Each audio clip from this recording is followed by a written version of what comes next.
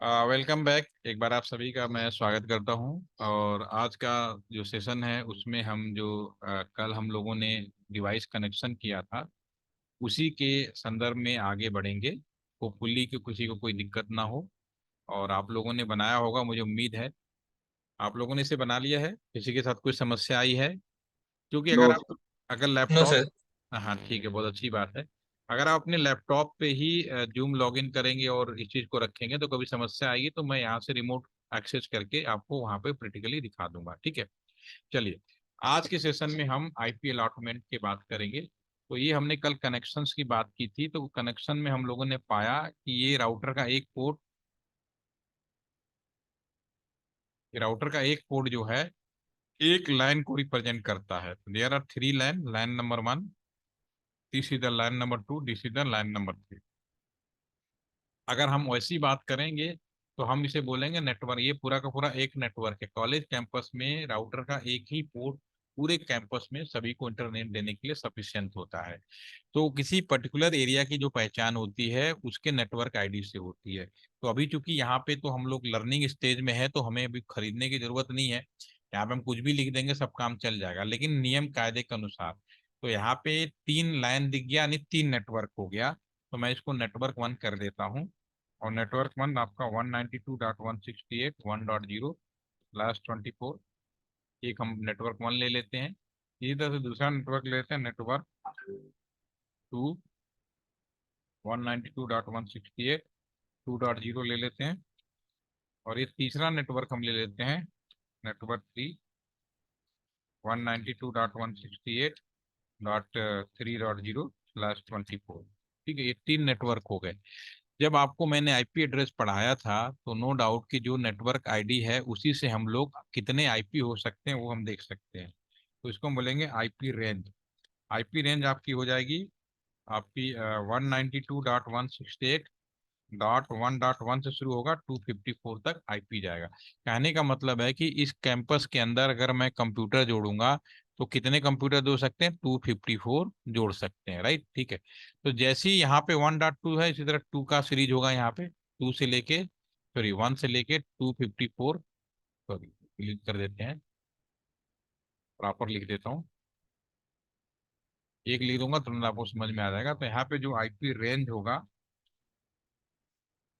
192.168.2.1 से लेके 254 तक हो जाएगा। ठीक है ना।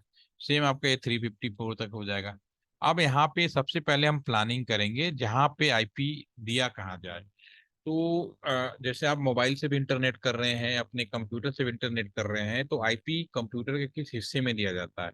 अगर लाइन केबल लगाएंगे तो कंप्यूटर के लाइन वाले पार्ट में हम करते हैं। यहाँ पे अगर हम करें, एक आपको दिखाते हैं कि अगर मैं इंटरनेट कर रहा हूँ, वाईफाई कर रहा हूँ, तो वाईफाई पे ये तो लैन पोर्ट जो भी है इन लैपटॉप कर देता हूँ। ठीक है, तो ये हमारा जो कंप्यूटर के अंदर अगर मैं बात करूँ तो ये जो लैन पोर्ट होता है कंप्यूटर जो भी लैपटॉप के अंदर, जहाँ पे हम इस केबल को लगाया हुआ है, ये जो आप केबल देख पा रहे हैं यहाँ पे। ठीक है, तो ये लैपटॉप, तो जो हम आईपी देते हैं इसको देते हैं। ठीक है ना। अब आपके कंप्यूटर में तो अब नए जो लैपटॉप्स आते हैं उसमें तो अभी वाला पोर्ट नहीं आता, लेकिन इसका मतलब नहीं कि नहीं है। वो ये क्या हुआ, इन सबके जितने भी अलग अलग पोर्ट होते थे ना, अब ये सारे पोर्ट को माइग्रेट करके एचडीएमआई पोर्ट कर दिया गया है, यानी ये यूएसबी पोर्ट कर दिया। तो यूएसबी की मदद से आप, अगर लैन केबल है तो हमारे पास कन्वर्टर होता है, कन्वर्टर की मदद से हम इसको इस्तेमाल कर सकते हैं। और बाय डिफॉल्ट यहाँ पे वायरलेस हो चुका है, तो वायरलेस ज्यादातर लोग लोकल कंप्यूटर अगर पर्सनल यूज के लिए ये कर रहे हैं तो वाईफाई से हम लोग काम कर लेते हैं। लेकिन आपको 24 घंटे लगातार काम करना है तो आपको लैन केबल का इस्तेमाल करना ही पड़ेगा। आने वाले टाइम में भी फाइबर लगाना पड़ेगा, बस इतना होगा कि LAN cable replace by the fibre. तो कनेक्टिविटी तो आपकी रहेगी रहेगी, इसमें कोई भी डाउट नहीं है। उसी तरह जो हमारा वाईफाई होता है, वाईफाई के भी पोर्ट को भी हम लोग उसी पोर्ट पे हम आईपी देते हैं। तो बड़ा कॉमन सा क्वेश्चन होता है कि कंप्यूटर के किस हिस्से पे वाईपी एड्रेस दिया जाता है। तो जहाँ से हम बाहर की दुनिया में जुड़ते हैं, वो लैन केबल हो सकता है, वायरलेस हो सकता है, वो सब एक ही चीज होते हैं, वायरलेस। तो वो जो पोर्ट है उसको दिया जाता है। कल को अगर कोई कहता है ना कि आईपी आईएमआई नंबर पकड़ो, कहाँ से वो आईपी एड्रेस पकड़ो, तो हम लैन कार्ड का मैक आईडी फाइंड आउट करते हैं। दुनिया में जो भी इलेक्ट्रॉनिक डिवाइस बनती हैं उन सब की मैक आईडी होती है, राइट? ठीक है ना? तो मैक आईडी उस पर्टिकुलर लैन कार्ड हो, पूरे लैपटॉप का नहीं होता। लैपटॉप में अलग अलग डिवाइसें होती हैं, सारी के मैक आईडी अलग होते हैं। तो जो लैन कार्ड होता है वो स्पेशलाइज होता है। तो मैक आईडी के बारे में नाम सुना आप लोग? What is the MAC ID? नाम सुना है बट सर पता नाम नहीं। सुना था सर। नाम सुना है मैक आईडी। मेरे फोन में IME होता। हाँ, IMI नंबर ही मोबाइल के अंदर IMI बोलते हैं, वो भी मैक आईडी होता है। ठीक है ना? मैक आईडी क्या होता है कि मैक आईडी जो होता है, कोई भी डिवाइस बनता है उसमें ये 48 बिट्स का होता है। सबसे पहली बात है कि जैसे कोई भी हम यहाँ पे खोल के दिखा देते हैं, ये है मान लीजिए मैक आईडी। ठीक है? तो ये मैक आईडी आप जब डीप में पढ़ेंगे तो ये अगर मान लीजिए हमने कोई इंटरनेट जोड़ा, कैसे पकड़ में आएगा? तो इसमें ये जो शुरू के ये हेक्साडेसिमल में रिप्रेजेंट किया है। ये बेसिकली 48 बिट का होता है। ठीक है ना? आईपी एड्रेस तो अभी हम लोगों ने 32 बिट्स और 128 का बोला। तो हम जब भी आईपी एड्रेस होते हैं, आईपी एड्रेस क्या होता है, बदल सकता है। तो हम जब यहाँ पे अलॉट करते हैं तो ये जो मशीन होती है, किस मशीन को दिया जाता है? अब ये जो मशीन होती है ये IMI नंबर कह सकते हो इसको। IMI नंबर भी मैक आईडी होता है। ठीक है? तो इसमें ये जो पहला जो डिजिट होता है ये डिफाइन करता है कौन सी कंपनी का है। दूसरा, किस कंट्री में बना है। तीसरा, कंपनी का क्या प्रोडक्ट है। जैसे कि ये लैन कार्ड है, वाईफाई है, टेलीविजन है, इस तरह के प्रोडक्ट्स जो होते हैं। ठीक है ना? और कहाँ पे बना है वो सारी, और उसके बाद सीरियल नंबर। तो ये एग्जैक्ट पता चल जाता है। और जब आप सामान खरीद रहे होते हैं ना, जब पहली बार आप मोबाइल फोन कुछ भी खरीदते हैं, तो जब आप उसमें रजिस्टर करते हैं तो मोबाइल फोन पे जो भी आईडी दिया होता है, पीछे बहुत सारी आईडी लिखी, मेरे पे लिखी है।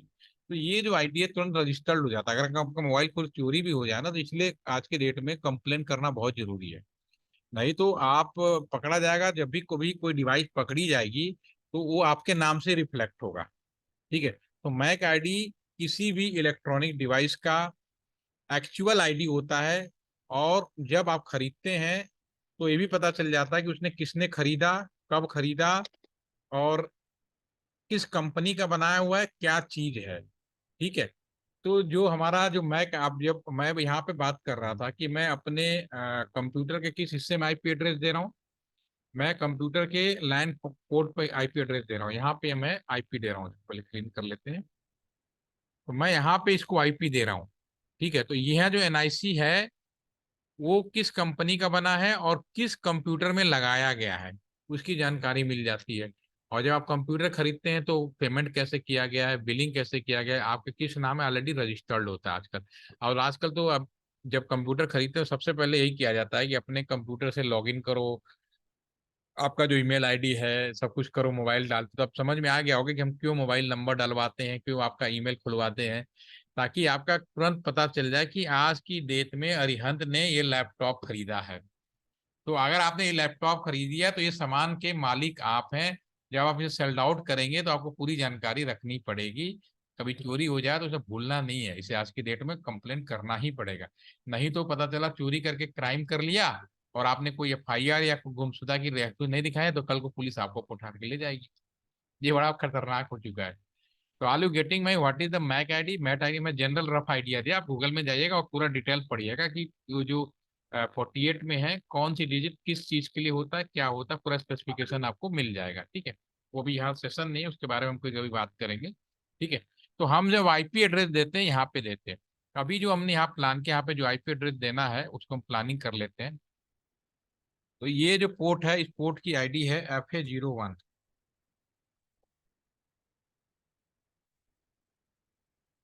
FA0/1। इसको हम आईपी दे देते हैं 192.168.1.1। ठीक है ना?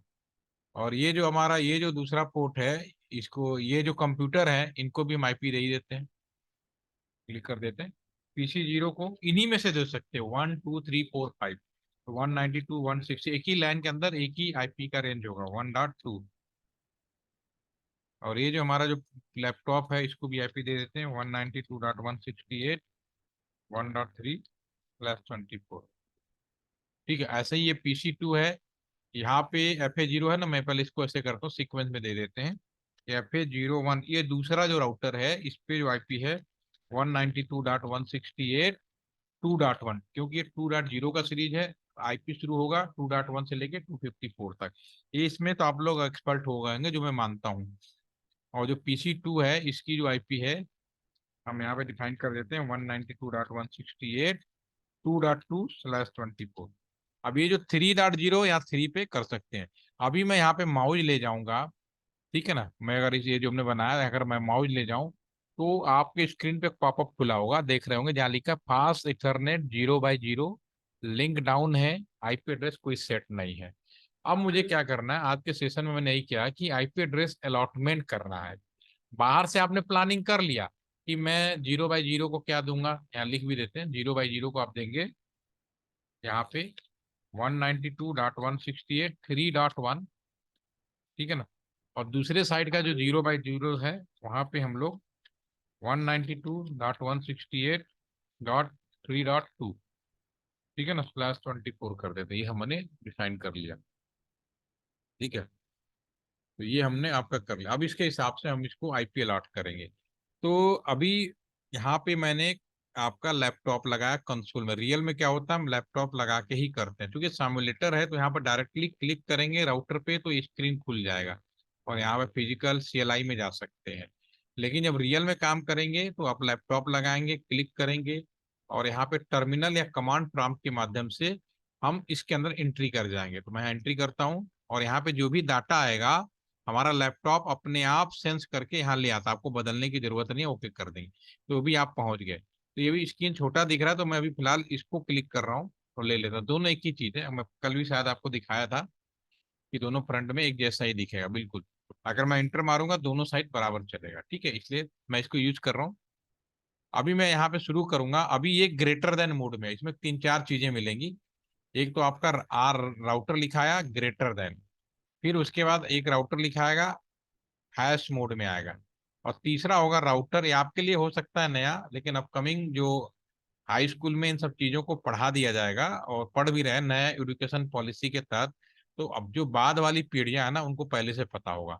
आपके लिए नया है, लेकिन जो बाद वाली पीढ़ी है उनको पहले से पता होगा। बिल्कुल वैसे ही जब मैंने अपनी इंजीनियरिंग की पढ़ाई भी पूरी कर ली, 5 साल नौकरी भी कर लिया, तो मुझे MS वर्ड पे काम नहीं आता था, ठीक है ना। और आज की डेट में MS वर्ड के बच्चे पहले ही जानते हैं, बचपन से शुरू हो जाते हैं कि कैसे टाइपिंग करना है। तो पहले MS वर्ड सीखने के लिए हम लोग हर दिन का 2,500 रुपये पे किया है, सोच लीजिए। उस जमाने में मुझे यही वर्ड बोला जाता था कि आने वाली जो पीढ़ियां होंगी, नहीं आप लोग होंगे, आपको कोई MS वर्ड नहीं पढ़ाने वाला, आप खुद ही सीख जाएंगे, बचपन में ही आपको सिखा दिया जाएगा, ठीक है। तो वही ये जो चीज है बिल्कुल आपके लिए नया है, लेकिन जो आपकी बाद की जो पीढ़ियां हैं उनके लिए बिल्कुल पुराना होगा, बिल्कुल रेडी मोड में होगा। तो तीसरा हो सकता है आर ब्रैकेट में कॉन्फ़िगरेशन मोड बोलते हैं, और हैश मोड में आएगा। तो इसको मैं प्रैक्टिकली करके दिखाता हूँ। वापस आते हैं, तो मैं इसको क्लिक करूंगा। अभी ये ग्रेटर देन मोड में है। ग्रेटर देन का मतलब इसको बोलते हैं user mode. What is the meaning of the user mode. आपने कोई अपना लैपटॉप खरीदा या कंप्यूटर खरीदा या मोबाइल फोन खरीदा, बाहर उसके ऊपर कुछ भी लिखा हो, कोई भी कंपनी का नाम लिखा हो, कोई आप उसको आप नहीं मानेंगे।